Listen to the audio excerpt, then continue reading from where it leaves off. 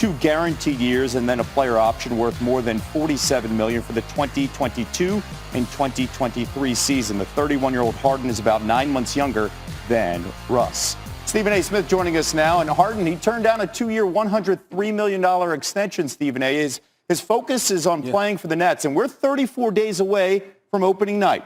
Which team do you think James Harden will be playing for when the season begins in 34 days? Well, listen, if you asked me up to an hour ago, I would have said definitively the Brooklyn Nets, because he's definitely highlighted them as the team he wants to play with, because he wants to play with his former teammate Kevin Durant. He doesn't mind playing with Kyrie Irving. And the combination of the threesome would be the latest version of a big three that obviously would be lethal on the offensive side of the ball. Nobody in the NBA would stop them. The question would be whether or not they could stop anybody else. But clearly they're going to put up points, and I definitely think that you'd have to look at them as one of the top 4 teams in the NBA. But then Daryl Morey arrives in Philadelphia as president of basketball operations with Doc Rivers as his coach, and suddenly this is the move that he makes, unloading $81 million over 3 years of a contract that Al Horford had that almost nobody thought they would be able to get rid of. And so when you look at it from that perspective, clearly the Philadelphia 76ers are trying to make moves. Clearly they're about trying to win now.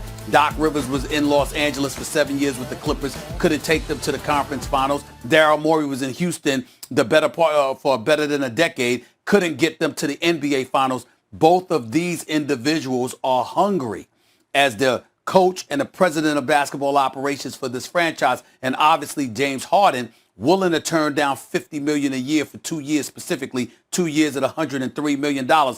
Clearly, he's about a championship as well. So all their agendas would align. Brooklyn, Philadelphia, pick your poison. But I'd still give Brooklyn a slight edge. But this is Daryl Morey we're talking about. You just never know. Yeah, okay. We will see how this plays out for the next 5 weeks before the season starts off. Meanwhile, tonight, coverage of the draft is now less than an hour away on ESPN. There's no clear-cut number 1 in the draft. What's the biggest storyline you're watching tonight?